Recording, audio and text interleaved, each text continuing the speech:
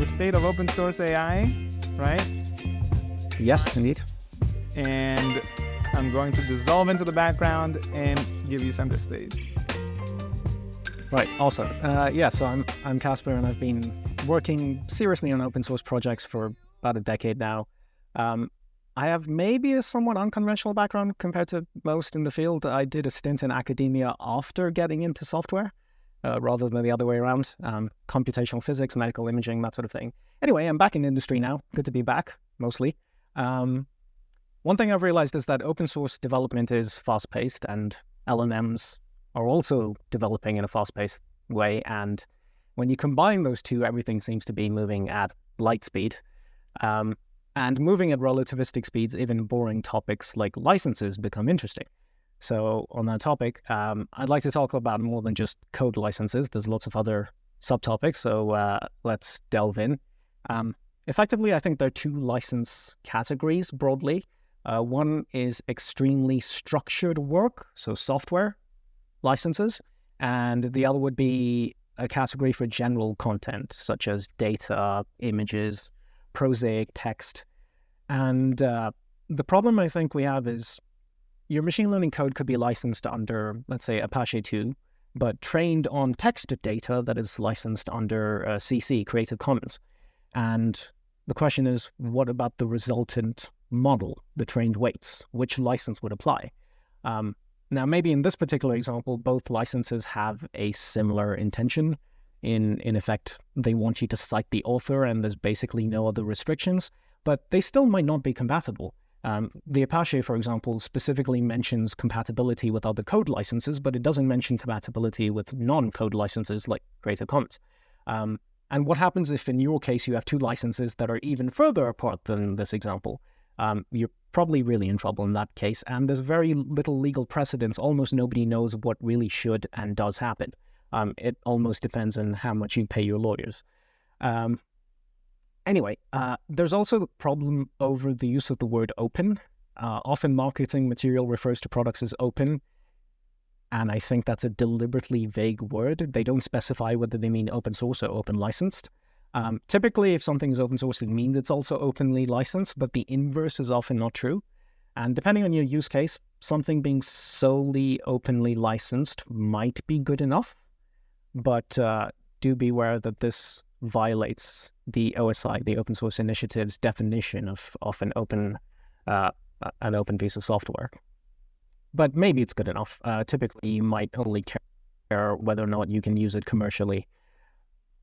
But on the topic of licenses, so the legal aspect of the word open, there's even further subcategories. Technically, you can call all of these things open, from public domain, which is technically not a license and means it's a free-for-all, down to something more permissive, like your Apache 2 license, all the way up to copyleft licenses, which are often called viral or infectious. Effectively, you try and enforce all derivations, all modified versions of your software also have to use the same license. But technically, this can be an open license as well. So if you were trying to choose a license for your own project, let's say you want to open source something, there are some resources. Maybe this is tangential. Maybe you don't care about open sourcing things. Maybe you just want to use other people's open source stuff.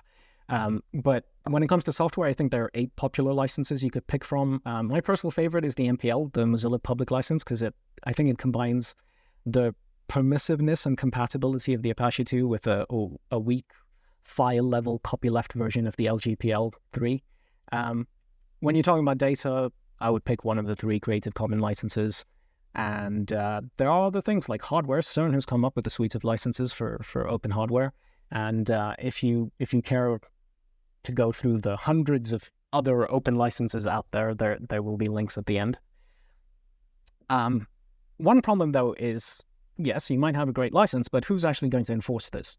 Unless you're a big company losing lots of money on something, often it seems in practice people turn a blind eye, which is a bit of an issue. It also depends on which country you're in. It might even be okay, perfectly legally acceptable, to completely ignore a license. Just because somebody has added a license doesn't mean that you have to actually abide by it in certain circumstances, right?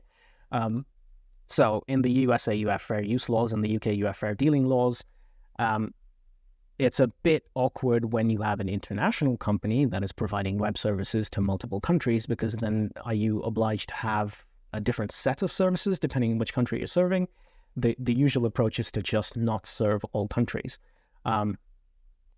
which leads me to discrimination. OpenAI itself maintains a list of countries where it doesn't often offer its ChatGPT services to, but it doesn't ever offer an explanation. So it's not clear whether it's because those countries have banned it, or is it because it doesn't think it's profitable enough to operate in some countries?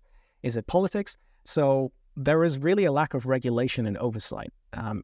In many ways, big companies might be fulfilling the role of governments, which is not that great since they're considerably less democratic.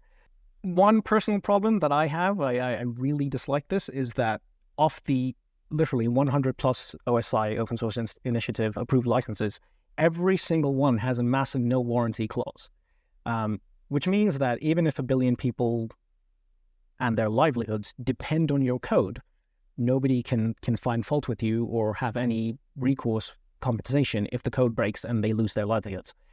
So purely in the interest of public safety, the EU has proposed the CRA and the PLA, aiming to stop profiteering companies. Some non-profits are also objecting to these laws. They haven't yet been introduced. They're still in a consultation phase, but I think it's a bit odd. There's a lot of fake news, I would say, and deliberately twisting the aim of this law. So in some ways, I think we even have open source developers fighting on behalf of closed source developers, which makes no sense. But anyway, there's more links to this at the end. I've given entire talks on this in the past. But it's ongoing, and then hopefully things will be sorted out in the next couple of years. Enough of a rabbit hole. I think we're running out of time anyway. So back to proper software stuff. Inference engines, which is probably the main part of deployment in this case. I'm going to switch to my backup slides, which are shorter. There we go. So if, like me, you are sick of the tendency to suffix ops after every acronym, rest assured there might be some reason here to have LLM ops. Specifically, the focus is on fine-tuning here. You could say that fine-tuning and training are maybe similar things, except they take less time rather than less memory, but there's your minor distinction. So TLDR, here's the start of a comparison table of inference engines. The ease of use column might be contentious, perhaps. There is a full explanation on this, which is a book which we have just open sourced. So we wrote an entire book, 1 chapter per topic. There's some example chapters there as well, which might interest you. I say it's open source. As of now, GitHub Actions is still hanging. It's meant to take 5 minutes to actually build this, but it's a couple of hours and it still hasn't released it. So hopefully in the next few minutes, this will actually be properly open sourced. But the book itself is still visible. You just don't see the source code yet, but you are all welcome to contribute to it. It's completely free. We don't ask for anything in return. How are we doing for time? Couple of minutes. Well, I'll briefly mention hardware there. And there's probably a link between hardware and software, and a lot of the traditional hardware manufacturers quite tightly couple their software to things. It's probably historically to lock you in, but nowadays it's becoming more and more for hassle, and I hope that we are moving towards a better state of affairs where we don't have to constantly rewrite code.